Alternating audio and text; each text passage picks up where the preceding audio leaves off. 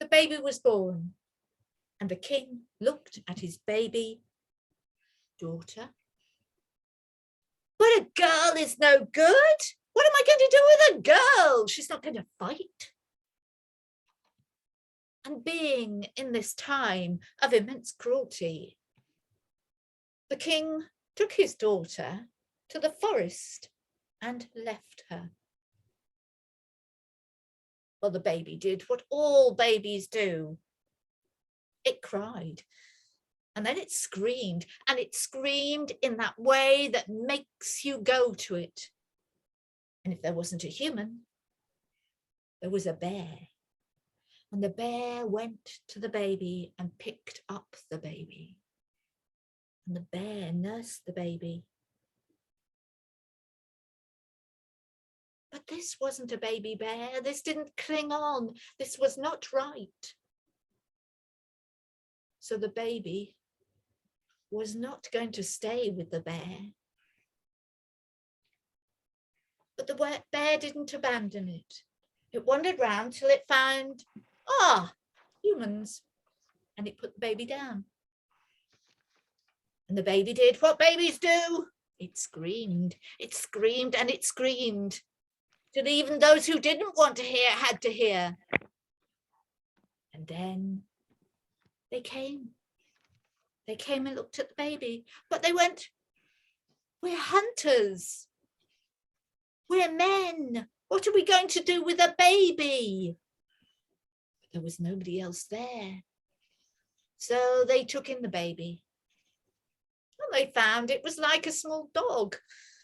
They had loads of dogs. They knew how to look after puppies. So it was just one of the many in the camp. So that little girl grew up. She was the only girl there. So did she behave like a girl? No. She behaved like the boys. When they climbed trees, she climbed trees. When they learned to shoot arrows, she shot arrows. When they learnt to throw the spear, she learnt to throw the spear. The net, she was good at that. But best of all, she was good at running. They called her Atalanta, who ran like the wind, because she could beat the boys at running. Well, time went by and she grew up. And she grew clever in the art of hunting. And she coped with the boys and the situation. And one day, a king called on all hunters and princes of hunting to come to his land, for he had a giant wild boar that was angry and destructive. And he was going to have a hunt. But of course, before the hunt, you have a party. So everybody was at the party, and they ate and they drank and they drank and they ate and they ate and they drank till the early hours of the morning. Except, of course, Atalanta and her young friends, who were not allowed. You are too young. Which was good for them, for in the morning they were awake. They were keen and they weren't slow. Now the whole party went out, and in those first few hours, some of the party were not very together. Those that had been drinking all night were slightly slower. One man had the boar gouge his thigh. Another man was tossed in the air. This was not good. And Atalanta looked around and thought, this is silly, we're not being organized. These princes may be good princes, but they are not good hunters. So she got her little group together, all the young ones who had not eaten and drunk and eaten. And she said, I will climb a tree and take the net. You will chase the ball into this glade, and I will take a spear, and I will try and stop the ball, but I cannot kill it. I am too small. And so it was done. She climbed the tree, she held the net, and she stood there with this spear. And her young friends shouted and screamed and screamed and shouted and beat the drum and chased the ball into the clearing. And there she stood, silent and steady. And she threw the spear and stopped the ball straight in the head. He jarred, and then she dropped the net. Now, she did not kill the ball. Other knights, princes came and killed the ball. But she was the one who was clever. Now, it was a tradition that then, when the ball was killed and eaten, the skin would be given to the hunter who had killed the ball. And the prince, king of that region, wanted to give the skin to Atalanta. But the young princes who had come for this feast and this hunt, 2 of them were not happy. 2 of them did not agree. She had not killed the bull. And a big argument erupted. Arguments do. But she became notorious. She may have stopped the bull, she didn't kill it.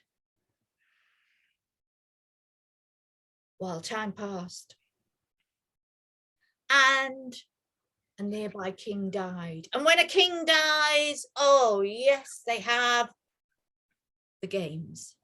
Now we may call them the Olympics, but then the games were part of meeting rituals and parting rituals. So here was a funeral and they would have a games. So again, Atalanta was there, and this time she took part in wrestling. You weren't expecting the wrestling? Well, you would if you knew the story, but if you didn't know the story, what would you think? You wouldn't think girl, hunter, wrestling, but she was good at wrestling. You see, it's a game of skill. You have to know how to throw your opponent, and you're only pitted against somebody who is your size and your weight. And she was very good, very cunning. And she threw a young man and she won. Now, she couldn't do 2 notorious things without word getting back. And word got back to her father. Now, the history books do not say how he suddenly realized that baby he'd left in the forest was suddenly this amazing girl who was running around and killing boars and wrestling wonderfully. But of course, he was a king.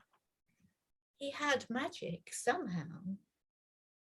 And he was suddenly wanting to be holding this girl in his family. She was not happy at first, but it was her family, so she went back. And at first, everything was okay. They welcomed her in. She was allowed to do what she wanted. But then, oh yes, the king, he wanted his daughter to marry. Marry, she said. I have spent my entire life being free. I do not want to marry. But he insisted. So she said, I will only marry if the suitor can beat me in a race. So it was agreed. And many men came from near and far, even though if they lost their life. And many people came to watch these matches. For Atalanta, she ran like the wind. And at one of these amazing race meetings was a young man called Hippomenes. Now he had a high opinion of himself. Oh, he had a direct line to a god, he said. And he looked at this girl, this powerful girl, this clever young woman. And he wanted her for his wife. But he knew there was a risk. So he went alone and he called upon the gods. And he called to the god of love to help him because he loved Atalanta. And he was lucky, for the god of love was at that time in a beautiful glade, surrounded by apple trees.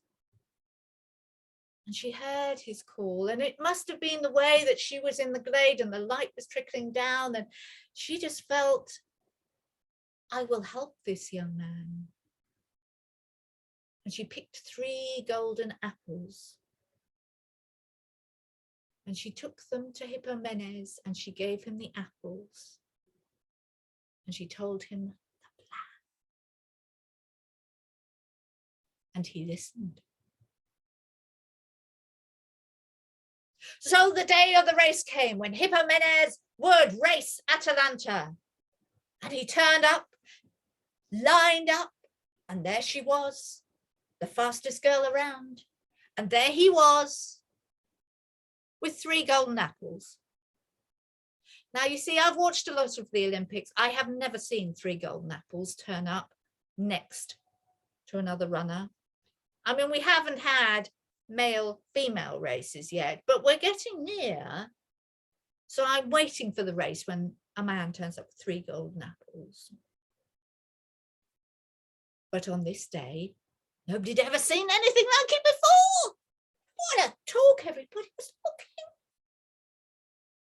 Well, it started as all races do. Ready, steady, go. And they ran. And very soon she was running and running faster than him. So he threw the first apple. Up it went in the air. Down, down, down, right in front of her. And she was so surprised. She bent down and picked it up. And of course he raced past, as you would. Oh, and so she ran and she ran and she soon caught up with him. And she ran past him. So he threw the second apple. And it seemed to whip past her face and drop this time. And she looked and she picked it up again. Not knowing why, just seemed she had to. And of course he raced straight past her. And so she ran again, and this time she was determined. She ran and she ran and she passed him, and she was running for that line. So the last apple was vital. And he spun it like a cricketer. Sorry for those who do not play cricket, but it was a good bowl. It went up. It seemed to twist and turn and scrape down her nose. And she had to stop and look. And he raced past. And however fast she went, he got there first. Now, many said she let him win. If she really didn't want to let him win, she wouldn't have stopped for that 3rd apple. And when they saw them together, it did look like a love match. They were so happy. So they were married. But you see, Hippomenes forgot the rules of life. The rules of thanking the gods, especially when you make love in a temple and you have not thanked the god of love. And the god of love had revenge, for she changed Hippomenes and Atalanta into lions. The lions that pull the carriage that takes the sun across the sky every day. So in one way, they are together forever and ever. For even now, they still take that chariot across the sky every day. And I must have seen it today, for the sun came out.